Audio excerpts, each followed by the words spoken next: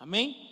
Então abra comigo em Hebreus capítulo 10, versículo 25, versículo conhecidíssimo dos irmãos. Eu quero falar nessa noite sobre a importância de congregar, em outras palavras, a importância de nós, igrejas, estarmos juntos. Amém? De pé em reverência à palavra do Senhor. Vamos ler Hebreus capítulo 10, versículo 25.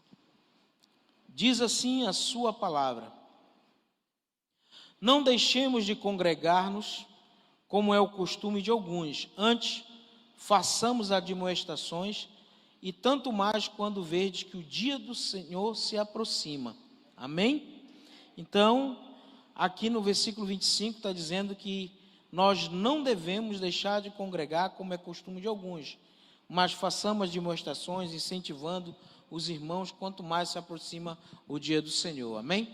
Podemos assentar?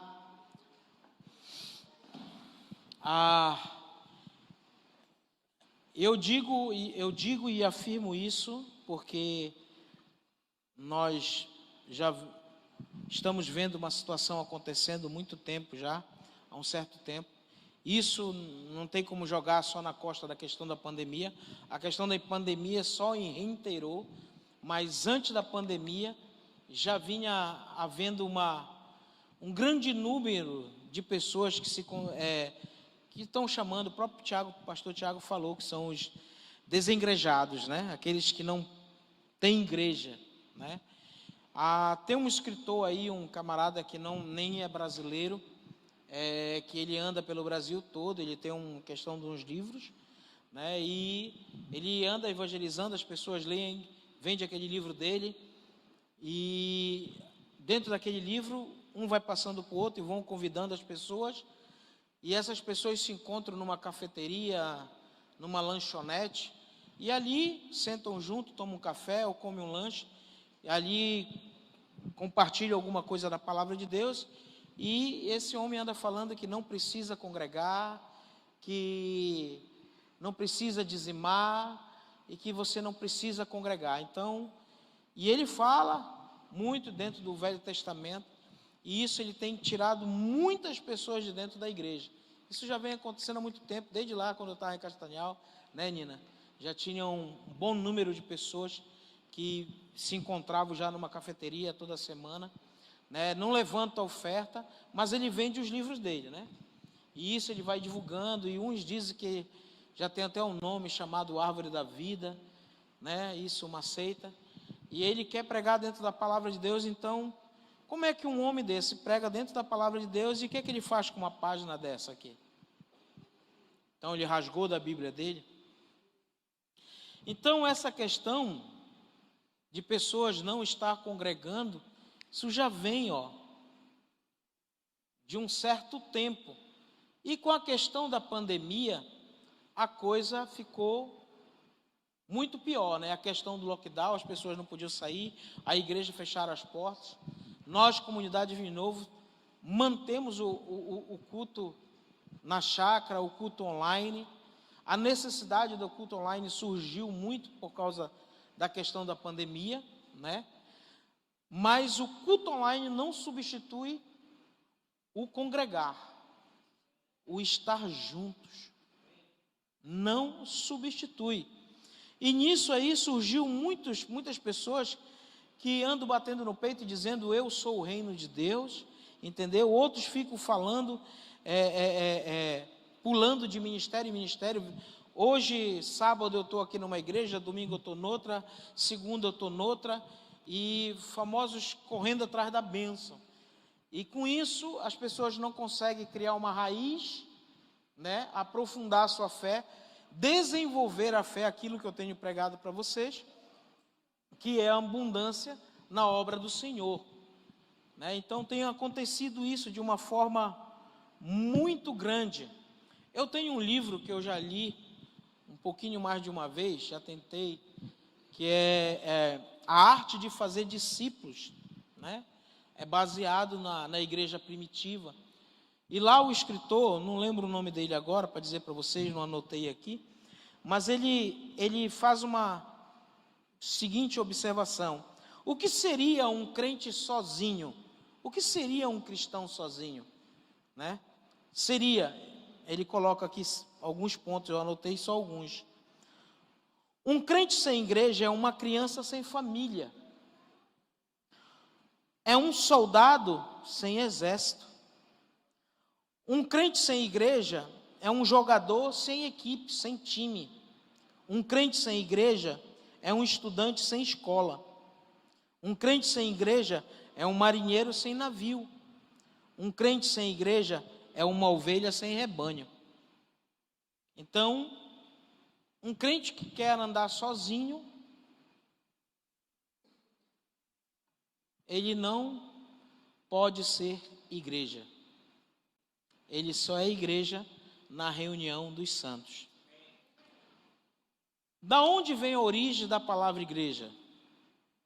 Eclesia, do grego, que significa aqueles que saíram para fora, quer dizer, se reuniram, leva a ideia de reunião, de uma assembleia.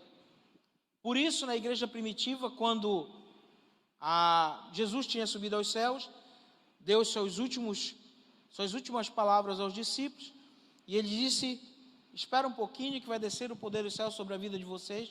E aí houve o Pentecoste, houve aquele vento impetuoso que o Espírito Santo invadiu, tomou aqueles discípulos que estavam reunidos e saíram falando em línguas, e as pessoas começaram a querer criticar, né, aqueles irmãos que estavam falando em outras línguas. E Pedro se levantou e fez o seu primeiro discurso, e cerca de 3.000 e poucas pessoas aceitaram Jesus. A partir daquele momento, Atos 2:42, aquelas pessoas começaram a reunir de casa em casa, e todos os dias eles estavam ali de casa em casa, compartilhando o pão, a comida, a doutrina, a palavra, a oração, e todos os dias estavam juntos e não havia necessidade entre eles. Então a igreja, quando ela começou, ela precisava o quê? Reunir. Existia um grupo de pessoas. E ainda diz mais lá em Atos 2:47, se eu não estou enganado, que Deus ia acrescentando todos os dias aqueles que iam sendo salvos. Por causa do quê? As pessoas começavam a ver aqueles crentes ali, aquelas pessoas que se entregaram a vida para Jesus, estando reunidos ali, o que Deus estava fazendo na vida deles. E as pessoas queriam a mesma coisa. E essas pessoas se aproximavam, e só o testemunho da reunião da igreja já evangelizava. Trazia pessoas para perto, e essas pessoas eram convertidas e aceitavam Jesus como seu único e verdadeiro Salvador. Amém? Então, a necessidade de reunião é desde o princípio da igreja. Então, o congregar é necessário. E eu quero dizer ainda, olha essa frase que esse escritor, eu fiz questão de anotar essa frase. Ele diz assim: nós não temos que pertencer a uma igreja para sermos salvos. Nós não temos que pertencer a uma igreja para ser salvos. Mas, se nós formos salvos, passamos a pertencer a uma igreja. É aquilo que eu venho pregando já algumas quartas-feiras. A partir do momento que você confessa a Jesus como teu único e verdadeiro Salvador, que você passa a ser templo do Espírito Santo, que você recebe um selo do Espírito Santo, como diz em Efésios 1:13, você passa a receber esse selo. Então, no desenvolvimento, no agir dessa fé, no trabalhar do Espírito Santo na tua vida, com certeza, o mover do Espírito Santo, tu vai querer te envolver, tu vai querer desenvolver a tua fé, que é o ser abundante na obra do Senhor. Você vai querer estar junto, você vai querer aprender da palavra, entendeu? Você vai querer compartilhar, você vai querer estar. Jesus, por onde ele passava, multidões seguiu porque sabia que iriam receber alguma coisa. Mas ele se dedicou a 12, ele ensinou, ele preparou. E esses 12 deram continuidade, e esses 12 prepararam outros, e a palavra chegou até a mim e a você hoje. Mas tudo isso aconteceu através do quê? Da igreja. A igreja é preciosa. A igreja é preciosa. E a igreja não existe sem o reunir do cristão. Como é que você é uma igreja sozinho lá na tua casa? Como é que tu é igreja sozinho na rua, numa lanchonete, onde quer que seja? Não, não existe. Tem que ter 2 ou 3 reunidos no nome do Senhor. E ali ele estará. Po Yong-Shu, que recentemente faleceu, um dos maiores evangelistas, né? Num dos livros dele, ele conta quando ele teve o encontro dele com Jesus, e ele não tinha igreja ainda, Alberto, nenhuma. Ele não tinha nada, na verdade. Ele morava dentro de um quarto, onde ele tinha uma esteira, que ele dormia em cima. Mas ali naquele quarto, ele começou a profetizar. Eu vejo ali uma escrivaninha, uma máquina de escrever, eu vejo um armário assim, tá, pá. E as coisas começaram a acontecer devido a ele profetizar. E depois ele começou a sonhar com uma igreja. E para quem não sabe, tem uma igreja enorme, aonde para se ministrar a ceia, ele move mais de 5.000 pessoas para ministrar uma ceia. Então a igreja não existe a partir dele, mas do ajuntamento de pessoas que foram sendo.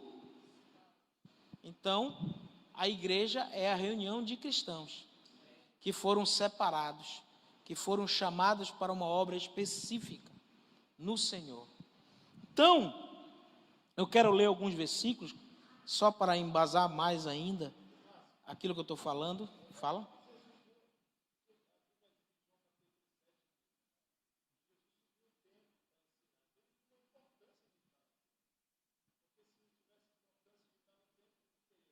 Não só Jesus, como os apóstolos, entendeu? Todos, onde Paulo chegava, quando Paulo chegava numa cidade, ele procurava o quê? A sinagoga. A importância, onde que estão os irmãos? Onde estão aqueles que estão reunidos em torno da sua palavra? Né? E isso que eu quero reiterar com vocês em alguns versículos. Abra comigo em 1 Coríntios, capítulo 11.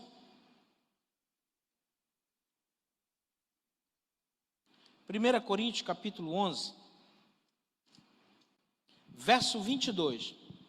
Só para inteirar vocês na situação que estava acontecendo aqui, a partir do versículo 23, é o versículo que nós usamos dentro de 1 Coríntios para ministrar a Santa Ceia, né? Que eu recebi do Senhor e tal. Pá. Só que antes do versículo 23, né? Estava havendo uma instrução de Paulo aos Coríntios em relação ao comportamento do culto. Como se deveriam se comportar no culto.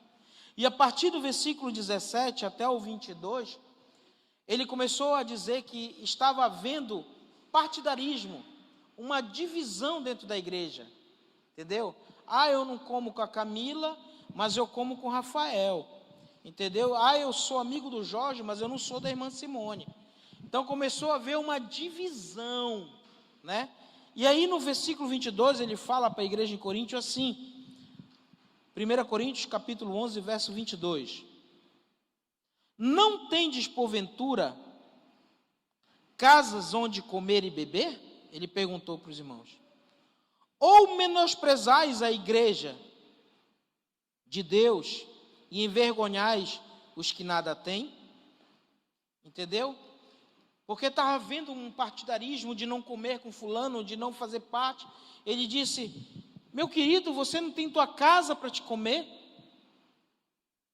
Por que você menosprezar a igreja do Senhor, aonde tem que haver a unidade, aonde o amor é pregado, aonde os princípios da palavra de Deus são... Por que você menospreza? Paulo já estava advertindo em relação à igreja, a importância da igreja, que no meio da igreja, os princípios, aquilo que Cristo nos deixou, aquilo que a palavra de Deus nos diz, aqui tem que ser velado, tem que ser sabe, honrado.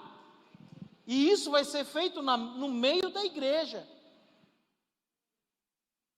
Não é em outro lugar, é na igreja. E eu quero que você vá comigo em 1 Timóteo. 1 Timóteo, capítulo 3, verso 15. Olha o que diz aqui.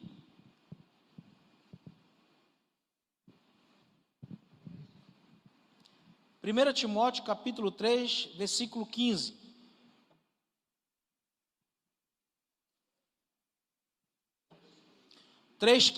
Diz assim: Paulo ele estava querendo muito ir ter com Timóteo, mas ele avisa: se eu tardar, aí vem o versículo 15, ele diz assim: para que se eu tardar, fique cientes de como se deve proceder na casa de Deus, que a igreja do Deus vivo é coluna e baluarte da verdade. Então, na igreja do Senhor Jesus, é velada a verdade, que é a palavra, que é coluna dessa igreja. Então, tudo isso acontece no quê? No meio, na reunião da igreja. Não é em outro lugar. Amém? Efésios, eu quero que tu vá comigo agora em Efésios. Efésios 5, versículo 25. Paulo está falando aos Éfesos em relação à questão do lar cristão, marido e mulher. Mas olha o que ele fala no versículo 25. Efésios 5, 25. Diz assim: maridos, amai a vossa mulher, como também Cristo amou a igreja, e a si mesmo se entregou por ela. Presta bem atenção, meu irmão. Cristo se entregou pela igreja. Ele amou tanto que ele se entregou por ela. Então a igreja não é importante? A igreja é importante. A igreja é importante. E quando nós falamos igreja, eclesia, aqueles foram retirados para fora, aqueles ajuntamento, é a assembleia, a comunhão, o reunir, a unidade. Então, a igreja só acontece na unidade, no reunir, no congregar, no estar junto. Então, é muito importante nós estarmos, igreja, junto. Amém? É muito importante. Agora, tudo isso aqui não é a minha pregação, irmão, é só a introdução. Para demonstrar para você o quanto é importante o estar junto. Que não existe essa questão, eu sou o reino, eu sou a igreja, se você não congrega. E você tem que congregar, você tem que achar um lugar onde você se achou, e você tem que amar esse lugar, e obedecer às autoridades que Deus está colocando sobre a tua vida. Não vou nem entrar ainda nesse mérito, quem sabe num outro culto, entendeu? E ali você vai desenvolver a tua fé. Agora, ficar pulando de galho em galho, você não vai desenvolver a tua fé, vai passar os anos da tua vida, e talvez você coloque até a tua salvação em risco. Ou você vai ser salvo. Mas você sabe que as tuas obras, elas serão provadas pelo fogo, né? E você sabe que você vai receber galardão, não é? Não diz a Bíblia? Não estou entrando nesse mérito ainda. Minha pregação não vai entrar hoje aqui. Mas a Bíblia diz que as tuas obras, elas serão provadas pelo fogo. Se elas forem ouro, mais apuradas elas ficarão. Se forem prata, mais apuradas já ficarão. Mas se for madeira, já vai começar a queimar. Se for palha, talvez sobre uma cinza. E se você não desenvolve a tua fé? Se você não tem obras? Vai chegar lá, nem o resquício vai sobrar, né? E como diria o nosso pastor Celso, que ele faz assim uma alusão lá no céu, né? Quando o Senhor nos convocar, porque nós tratamos de reino de Deus. Então, se é um reino, é porque tem um rei, e esse rei é Jesus. E os súditos desse rei somos nós. E qual será a tua posição nesse reino? General, comandante, capitão, cabo, soldado, ou quem sabe um descascador de batata? Chamuscado lá pelo fogo. Mas como diz alguns, mas se eu for um descascador de batata, pelo menos eu cheguei, né? Então tu teve alguma coisa. E se tu não tiver obra, o que é que tu vai ser? Por isso me coloco em dúvida. Será que você vai chegar? Mas a salvação não é pelas obras, não é. É pela fé. Mas quando você crê, a tua fé ela precisa ser desenvolvida.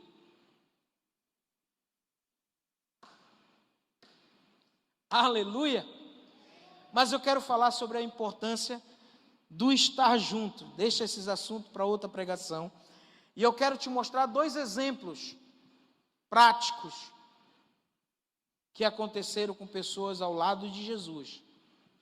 Eu vou te mostrar a importância daquele que estavam presentes, junto com os irmãos unidos ali com Jesus, e daquele que não estava. Amém? Abre comigo agora lá no Evangelho de João, capítulo 20.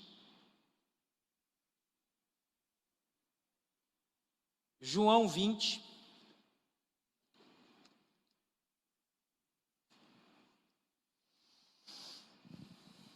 É bem grande, mas eu vou ler para você.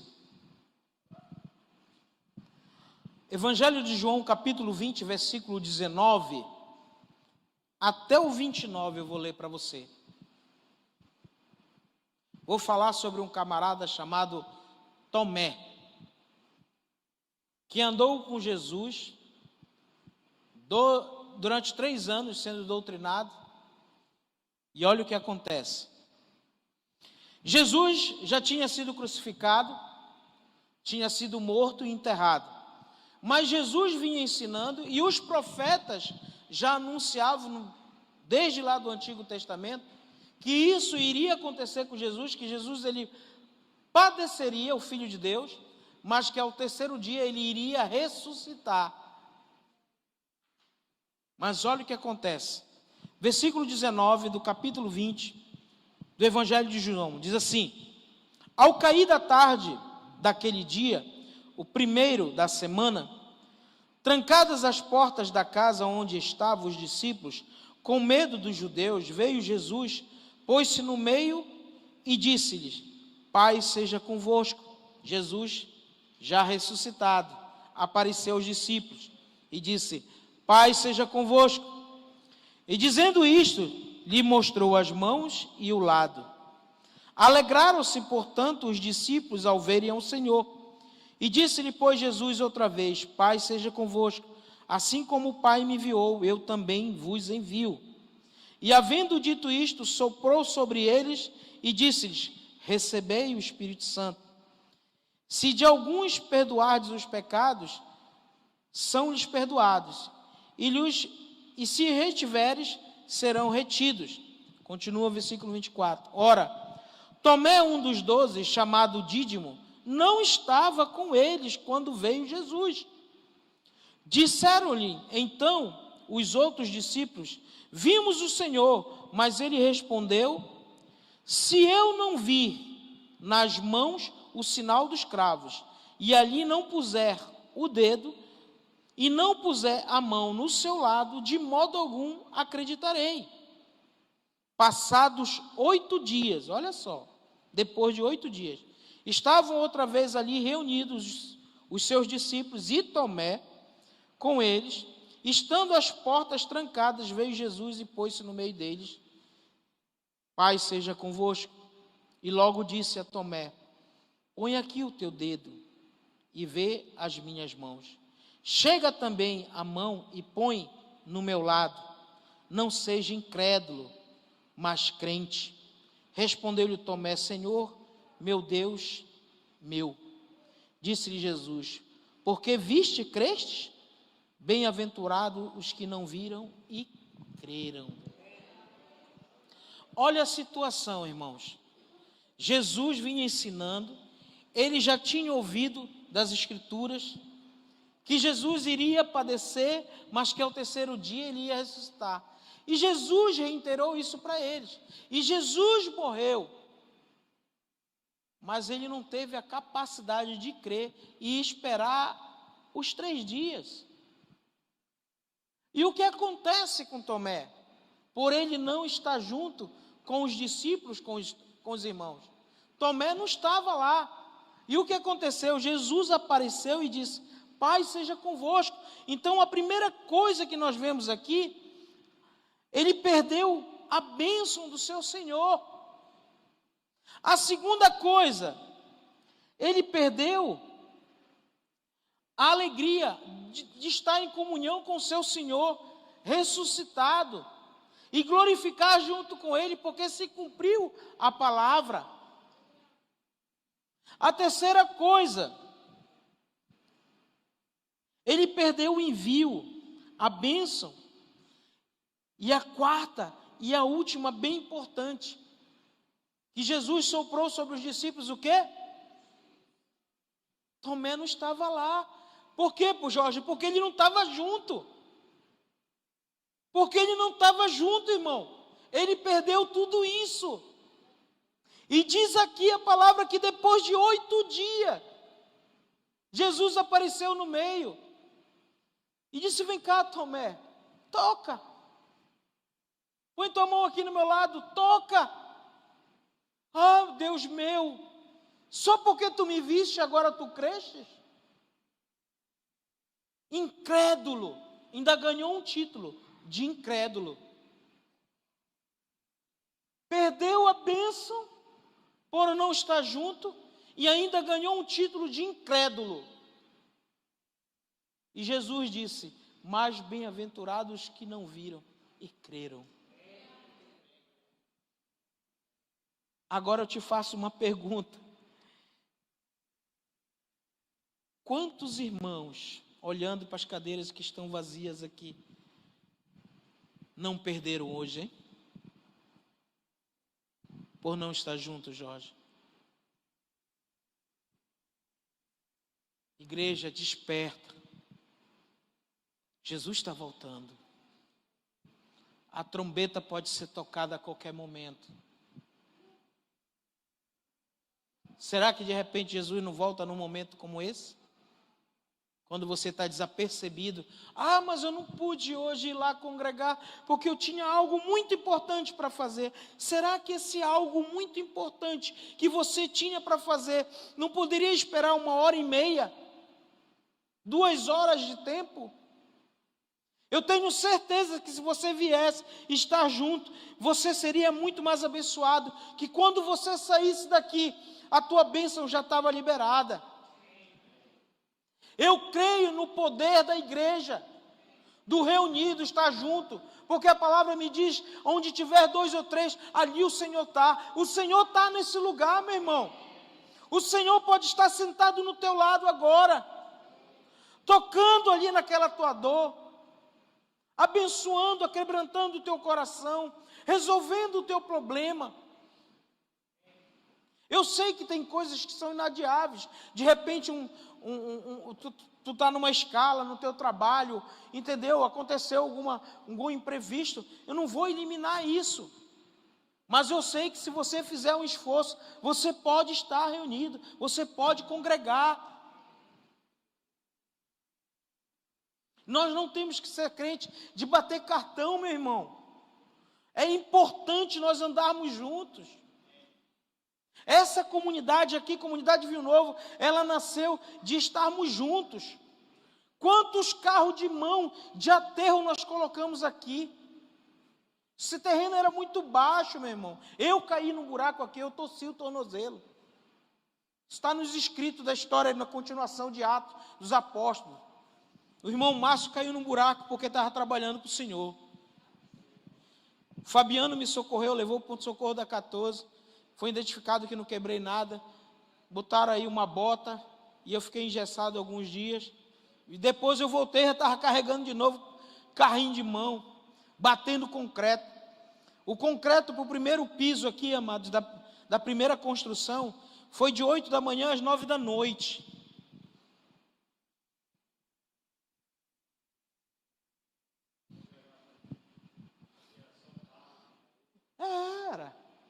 Começamos a congregar aqui, dessa parte daqui para o fundo, ainda não tinha aterro, fazíamos da igreja para cá, tijolos, ainda cru, só nos tijolos.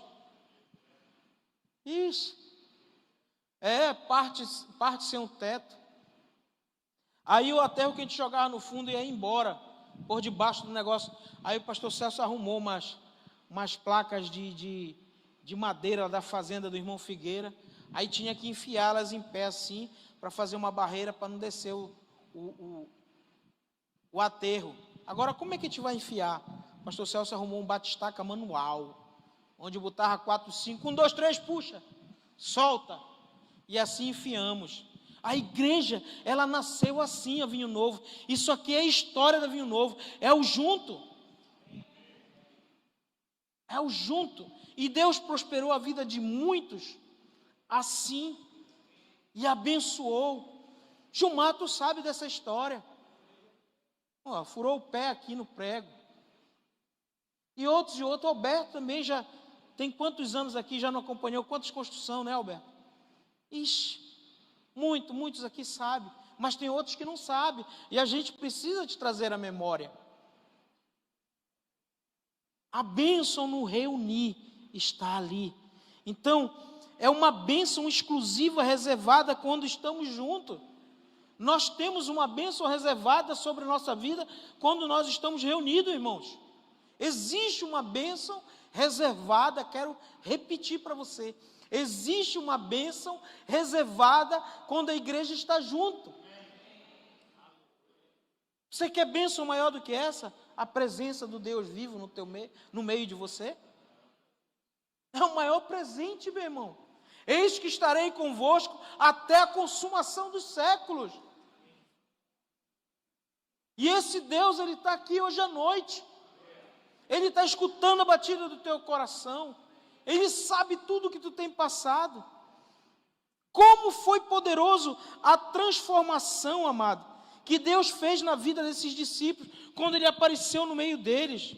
Abençoou eles, trouxe alegria, enviou eles, soprou o Espírito Santo sobre a vida deles. E Tomé perdeu, Raider. Tomé perdeu porque não estava. Só creio se eu tocar. Só creio se tocar. Teve que passar 8 dias, Paula, para ele poder enxergar. Até quando nós vamos continuar perdendo, irmãos? Vinho novo. Entenda, existe uma bênção reservada quando nós estamos juntos. Irmão, larga tudo, corre para a igreja. Tocou a trombeta, temos culto, temos uma reunião, temos um mutirão. Precisamos estar juntos. Precisamos estar juntos. Precisamos. Isso é muito importante. Muito, muito, muito, muito importante. Agora eu quero te dar o outro exemplo. Vai lá comigo em Lucas capítulo 24. Lucas 24, para nós encerrarmos hoje à noite. Lucas 24, versículo 13 em diante. Tomé perdeu porque não estava junto. Passou 3 anos aos pés de Jesus.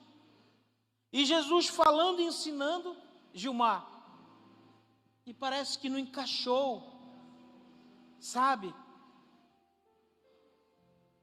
Mas eu vou te mostrar 2 que entenderam e voltaram.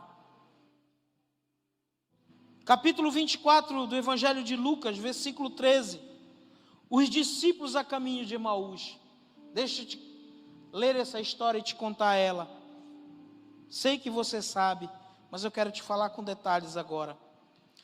Vou repetir de novo, capítulo 24, versículo 13. Naquele mesmo dia, 2 deles estavam de caminho para uma aldeia chamada Emaús, distante de Jerusalém, 60 estágios. Deixa eu te dizer, irmãos, 2 dos discípulos que andavam com Jesus Jesus tinha morrido.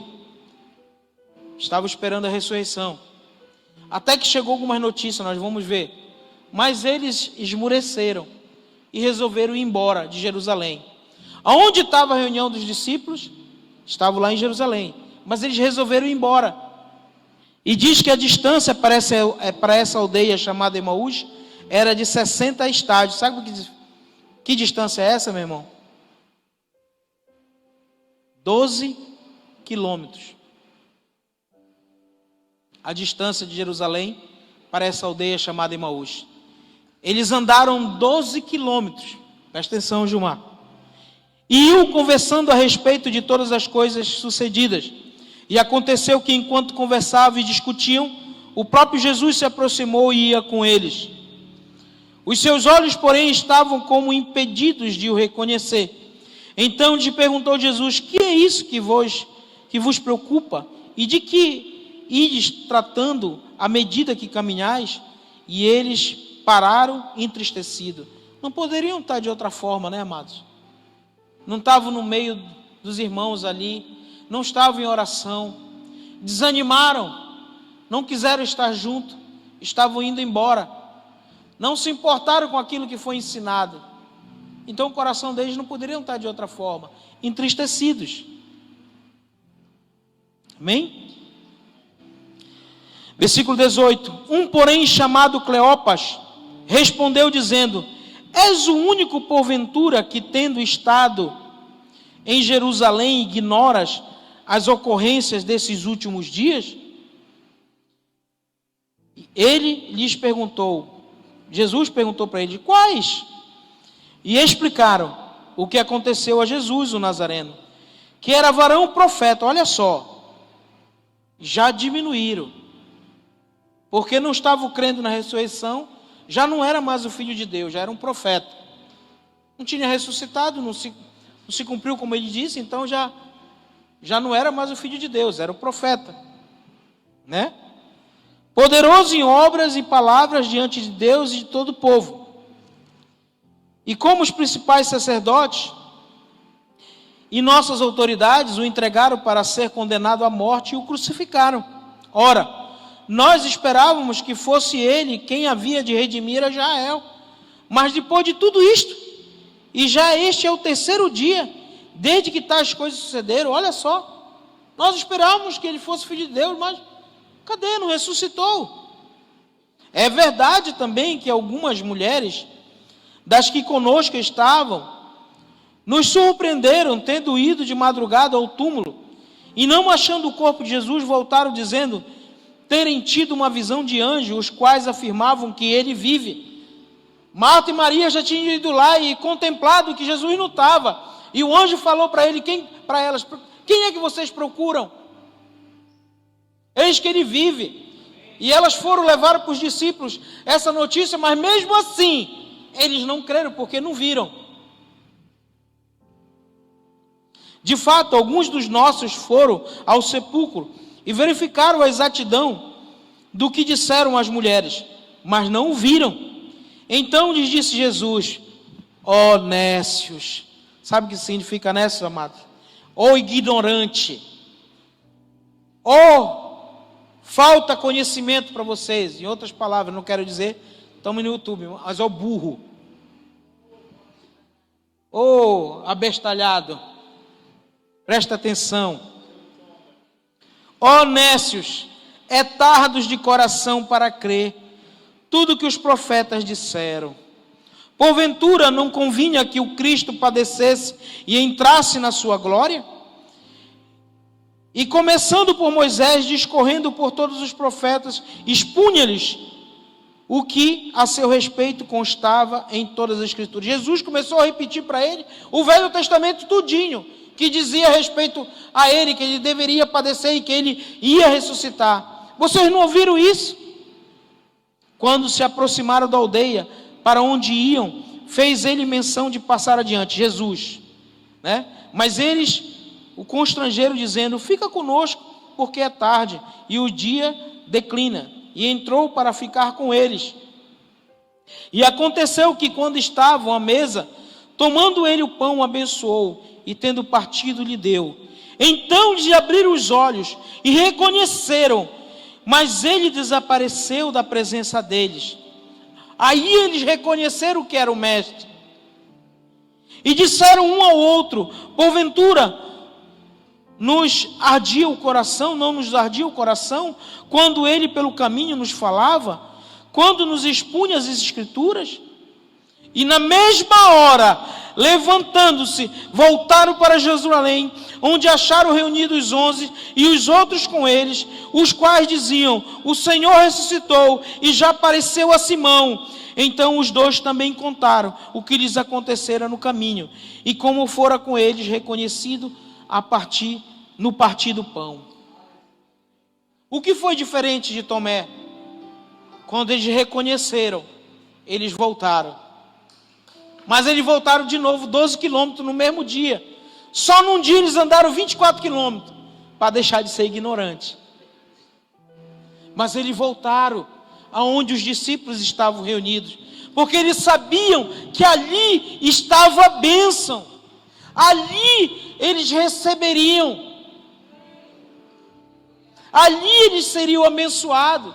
E Jesus volta a aparecer depois. E Jesus depois aparece na beira da praia e assa um peixe e recebe os discípulos e abençoa novamente. E a minha pergunta para você, meu irmão: até quando você vai perder por deixar de se congregar? Não permita no nome de Jesus mais isso, irmãos. E eu quero voltar a te repetir: existe uma bênção reservada quando nós estamos juntos. E a maior delas é a presença do Deus Todo-Poderoso. Meu irmão, deixa tudo. Deixa tudo, mas não deixa de congregar. Pode ter certeza, o Senhor vai te abençoar. O Senhor vai te abençoar. Você viu o contraste entre os dois?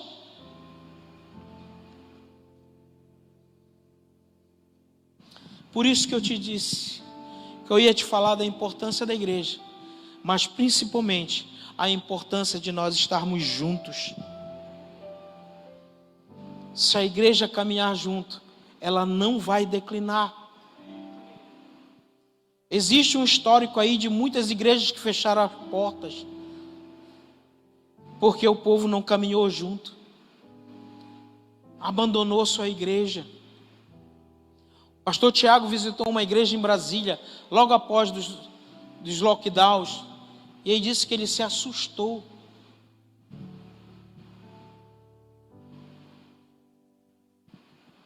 Volto a te repetir: existe uma bênção reservada quando a igreja está junta, quando nós nos reunimos, quando nós estamos juntos. E eu faço como Paulo hoje, perante vocês, perante aqueles que estão nos ouvindo na internet. Passe para a sua IC. Você hoje foi ouvinte. A partir de hoje, torne-se praticante, pois o sangue de vocês não corre mais nessas mãos. Paulo assim disse uma vez: vocês querem aprender? A palavra tem sido ensinada. Pratique, meu irmão, e você será abençoado. Amém? A fé, ela é uma ação, onde gera uma atitude no nosso coração, de nós vivermos aquilo que nós temos crido. Aleluia. Essa era a palavra que eu queria te entregar nessa noite. Mude, meu querido, a tua vida. Receba a bênção de Deus. Não perca mais a bênção de Deus. Participe, esteja junto. Esteja junto.